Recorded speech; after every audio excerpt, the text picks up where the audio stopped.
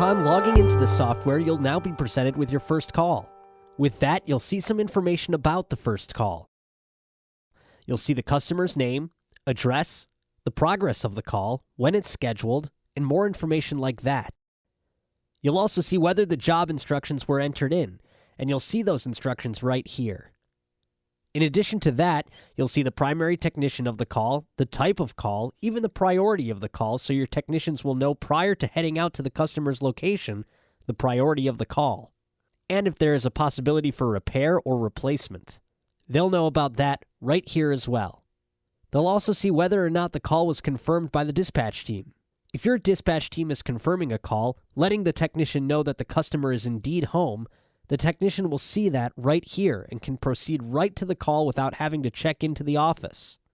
Once the technician is ready to begin, they will click on the call, and that will bring them into the first step of the call. Upon clicking the call, it will bring them into the dispatch screen. This is where the technician will be able to proceed to the call or dispatch out to the call. There will be direction notes right on the screen. They'll be entered in by the dispatch team. It could be turn-by-turn directions, a passcode to the gated community, or anything like that. They also have access to a map, where it will pull up a map of where they're heading out to, so they know a little bit about where in your city the customer is located. At this point, the technician can proceed forward with the call. To do that, they'll hit the forward arrow here and dispatch out to the customer's location. This will start their time card back inside SWRemote to show that they have now dispatched to the location, and your office staff will see when the technician is on their way. Upon dispatching, the technician will be brought to an en route screen. This is a placeholder between when the technician dispatches and when they arrive on the site. With that, they'll have a map again of where they're heading out to, but they'll also have access to a navigation button down here at the bottom. This button will pull up the map software on your device and give you turn-by-turn directions from your location to the job site. In addition, once they enter the job, they now have access to more information about the job and the customer. And to access that information, they can click the menu button. This will open up a detailed side menu covering all the additional information that the technician has access to. They'll have information such as instructions, same as prior, but now they can be popped open at any moment to access that information. They also have access to customer information, which will be open, detailed information about the customer's location. The first screen is location information, so the service location, addresses, phone numbers, email addresses on file for the service location, even contracts, so if you do any sort of home protection contracts. Also, any agreements, warranties, and additional job information will be right there. They can see all of this when they open that call. They can even see any kind of location notes and any information about the customer that might not be customer-facing. For example, this customer has a large dog whose name is Bruce. Be mindful to call ahead so the dog can be placed outside. Just those little kinds of notes that give a tech a heads up and allows them to build a little bit more of a rapport with the customer.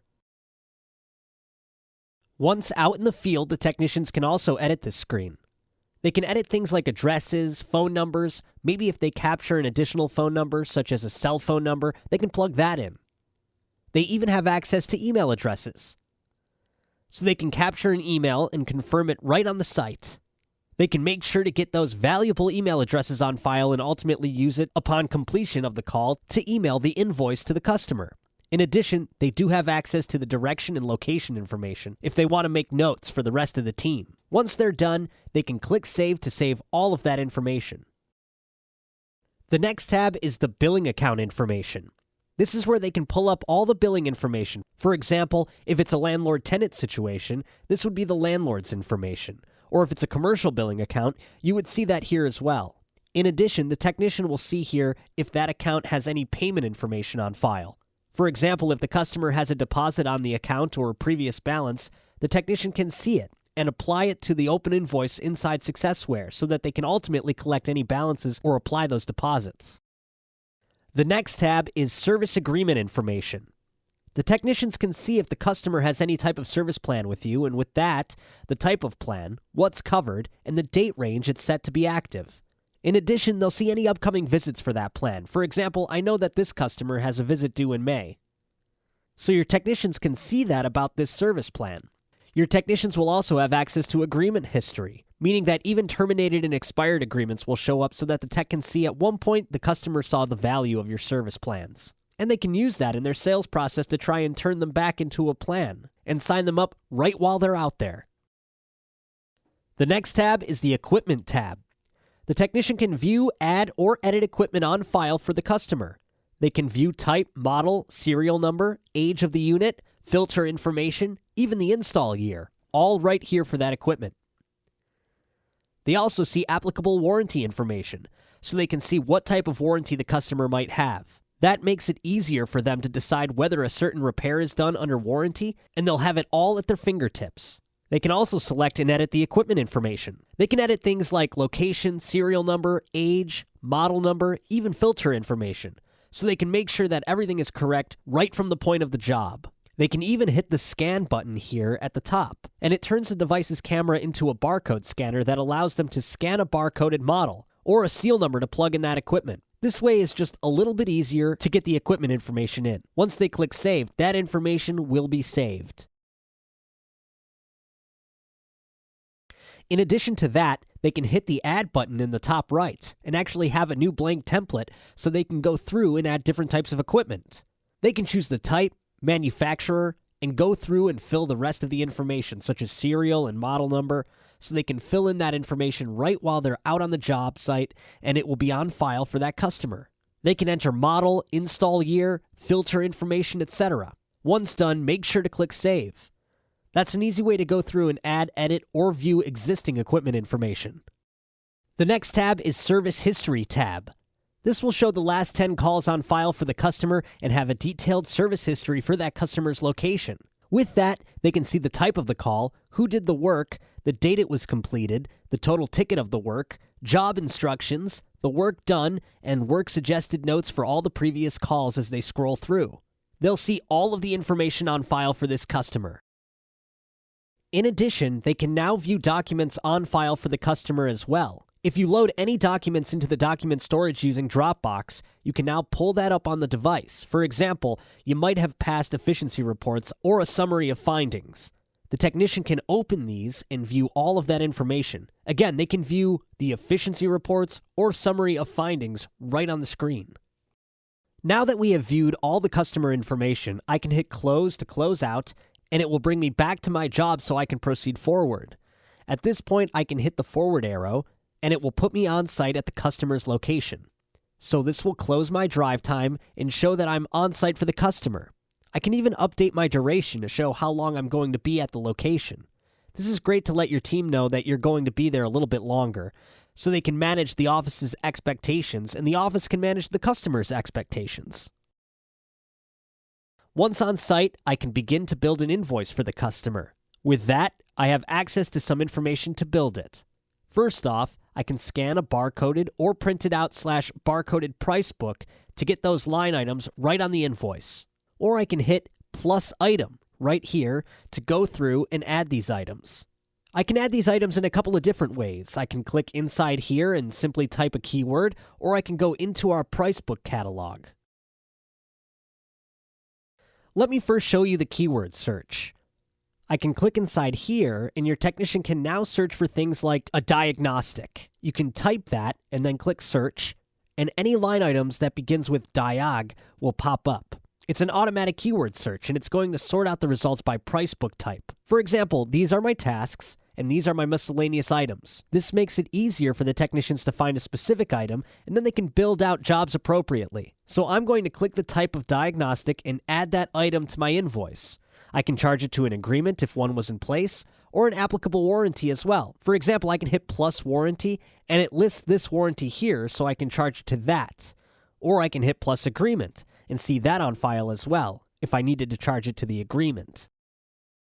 Below that, I have my description, my department, and I can even choose a price level. For example, all customers have a price level they can choose from, whether it be a service fee, a traditional fee, maybe a club member, or even an after-hours rate. They can choose the applicable price level that will load right up for them. Below that, the technician can also edit a price if you want them to.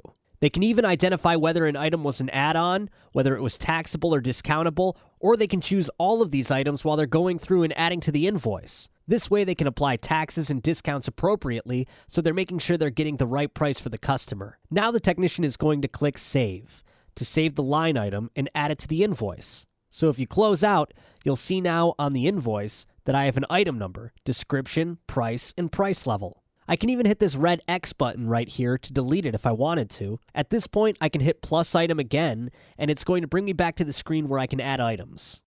This time, I'm going to show you the Pricebook catalog. So if I were to hit catalog, your technician can now find Pricebook items from here. I'm going to go and add tasks into my catalog and select it into the pricing guide right here. And I can select items on the appropriate level. Right here, it gives me some options to go through and add certain items.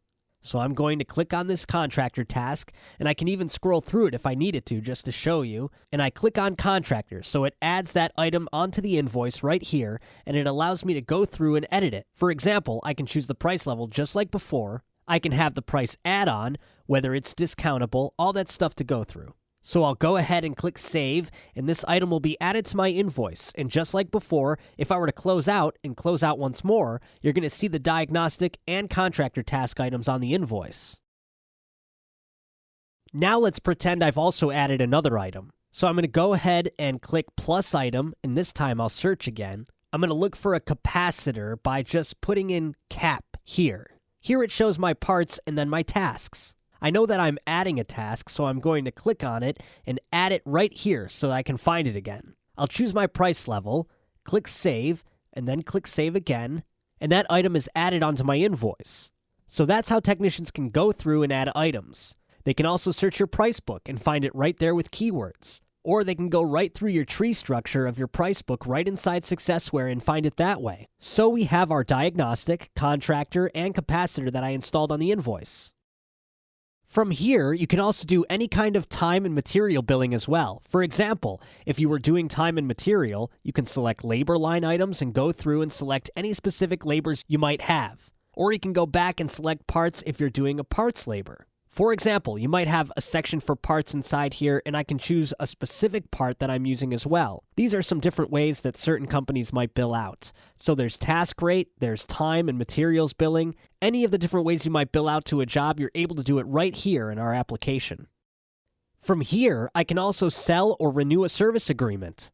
One that was sold to a customer can be done right here. If I'm renewing an existing service agreement, it gives me a list of the one that's active and allows me to renew it, so you can keep that agreement going and show the history of it. Or I can choose from the different agreement types. For example, if you set up templates for prepaid agreements, it will come up with a total amount and a collected amount right here, so that your technicians can identify and sell an agreement right to the customer and collect the appropriate amount, so that you can get those all-important agreements set up in your system. You can also go through and select whether it's a monthly agreement as well. If it is monthly, they can select monthly, and it will come through with the total amounts. Or if they're collecting the first month, it will automatically come up with the first month's payment. So the technicians can choose first month while they're out in the field and collect it right from the customer to show that they are collecting the first month's payment. They can click Save, and the agreement will be on there as well. From here, I can also hit the plus visit button to identify that I'm doing a maintenance visit that's on file for this customer. So one of those annual maintenance visits that you manage inside of SWRe, technicians will be able to pull it up right here on the device. This will apply that visit to the job and take it right back into the agreement inside of SWRe. From here, technicians can also add a discount to any line item that was marked discountable. I can choose whether a line item was discountable right here. And from here, I hit plus discount, and I choose from a specific amount discount if told to do so. Or I can enter a percentage, or even go into specific discount types that you might have loaded into the system for different discounts that you accept. Then I hit Done, and I can apply this discount right to the job. At this point, now I've gone through and added my agreement, my diagnostic, and my 2 tasks that I'm billing out to the customer.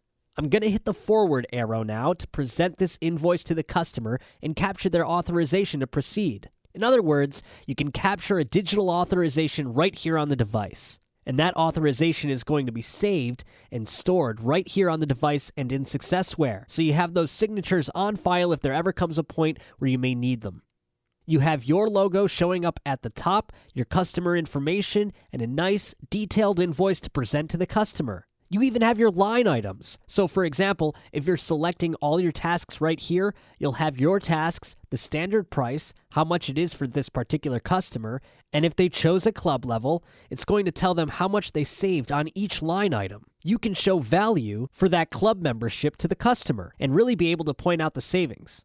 In addition, if you have any sort of terms and conditions or legalities that need to show up on the invoice, they'll show up right here as well. So you can capture any signatures authorizing any of that legal jargon that you keep on your invoices.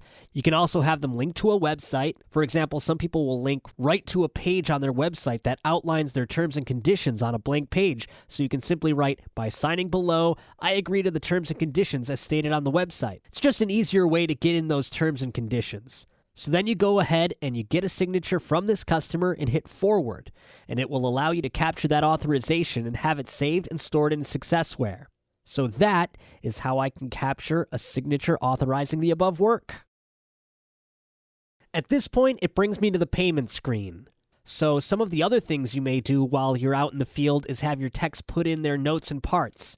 You can hit the menu button on the side here to capture some of that information. First, I'm going to go into the notes. This is where a tech can view both work done and work suggested notes for the customer. We can go ahead and plug in the work done and work suggested notes right here.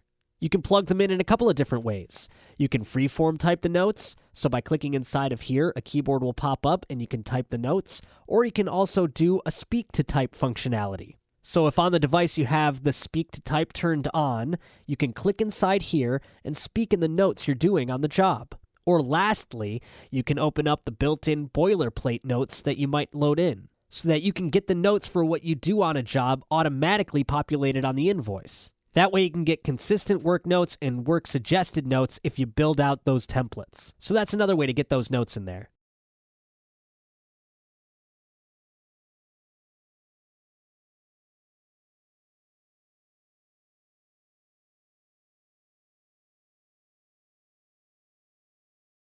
So I'm going to click on a task, I'm going to click the Add button, and I'm going to go through and find the item I'm using. Right now, I'm going to search for the particular capacitor I'm using. I'm going to click Search and find it that way. I'm going to find the correct size and add that item right onto the job invoice. That item's not only going to hit the job costing, but it's also going to be assigned to the job. So if you're using the inventory manager, I'll create the requisition, and if not, you'll still run a report to get those items if you need to. So that's how I get that item on there. I have it on the job, and then I can go ahead and click Close, and now I'm done with my parts. The last thing I wanted to show you guys is the Photos tab. If there are photos on file inside a document storage on SWRemote, it'll show up on the device as well. So you'll see those photos and some information about the photos as well. So for example, I can load up the image that's on file here, and with that I can tag the image and see what's on file for the customer. I can even hit Take Photo to get those photos on file and ultimately get those photos while on site. Alright, so those are things that I have access to at any point. And now I'm going to close the menu here and proceed forward with the job. Here, it's bringing me into the invoice. So now I'm able to collect payment from the customer. I talked about some of the things you can do to collect payment. For example, if there was a balance or a deposit, I can go ahead and apply that to the open amount on the invoice and ultimately collect the remaining balance or charge the deposit. Here's the total, which is $318, and I can collect my payment amount. I can collect in a couple different ways. I can take a check by plugging in the check number and signature name, and I'll ultimately get the check from the customer. I can click credit card and plug in a credit card swiper to the headphone jack, which will enable me then to swipe a card or key in the credit card information right here, and then run the card in real time and connect up to your processor of choice. That's a big selling point there, being able to have customers be able to use their own relationship with credit card processors, not requiring them to work with ours. We have other options too. So if the customer has other payment options such as cash or finance, technicians can select that right here and collect those payment types from the customers. Of course, there is none for those instances when you're not collecting payment. For this invoice, I'm going to enter a check payment. So I'll enter the number and the signature name, and I'll proceed forward. The check policy pops up, which can be used to remind the technicians to do work, or it can also be a customer-facing notification, showing the check policy for the customer. The customer will click yes, and it will bring them to another signature screen. This time, it's going to be an approval screen. After the work is completed, this will confirm the work has been done to their satisfaction. With that, we have a logo, same job information as before. This time the work suggested and work done notes are on the invoice. And I even have the line items with how much the customer saved right here. I have the payment information along with the terms and conditions, as well as the previous signatures I collected. At this point, the device is going to bring you to the job debrief. This is where the technician can break down the call from right here on the device. That way they can identify opportunities right from the job site on the device. I'm going to click the 10-8 button, and this will notify dispatch that the call is wrapping up. The notification will show up inside SWRemote and notify dispatch that way, so they can call ahead and confirm the next call. That way the technician doesn't have any downtime between calls. You can let dispatch know that you're wrapping up so they can call and get the next appointment ready for you. From here, I can also fill out my opportunities.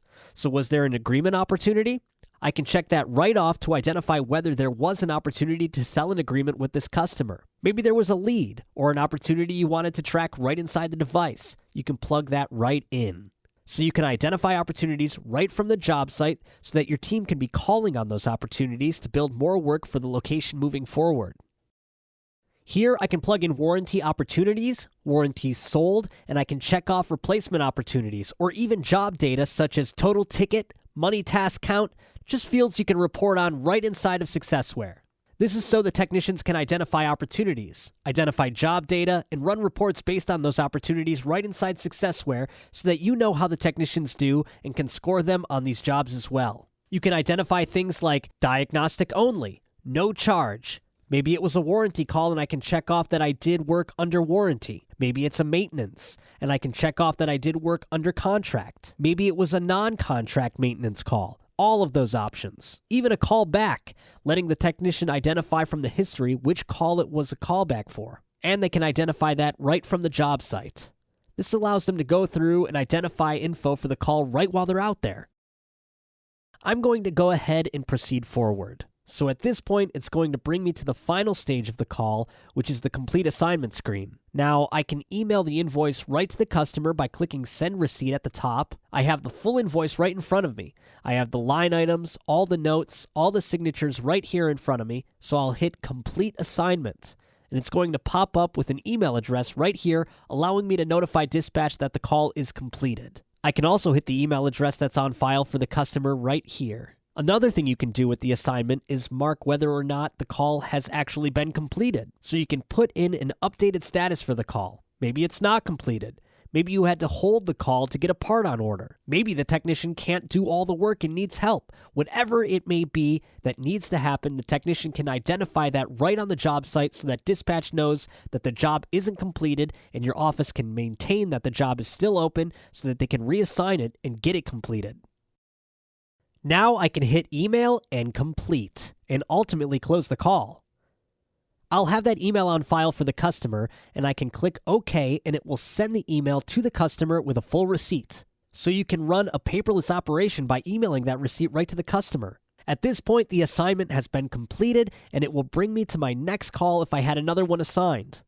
After completing an assignment, it'll ask if I'd like to dispatch to the next call. The next call will be right here waiting for me. If I don't have another call, I can choose other time card statuses. So I can manage my full time card, not just the time card from the day-to-day job.